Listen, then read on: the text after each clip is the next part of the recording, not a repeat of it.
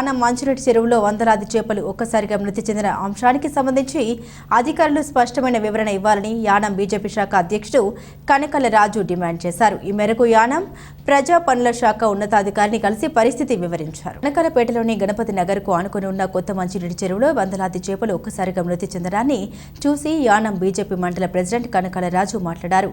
ఈ ఘటనకు సంబంధించి చెరువులో వందలాది చేపలు చనిపోయి ఇలా తేలిపోవడానికి గల కారణాన్ని నీటిపారుదల శాఖ యానం ప్రభుత్వ అధికారులు తెలుసుకుని దీనిపై సరైన స్పష్టత ఇవ్వాలని కోరారు. ఇలా వందలాది చేపలు చనిపోయి తేలిపోవడంతో చెరువు చుట్టూ పరిశీలించిన బీజేపీ నాయకులు కనకల రాజు, గ్రామ పెద్దలు హంసని రాము, సలాతి దుర్గారావు తదితరులు మాట్లాడారు.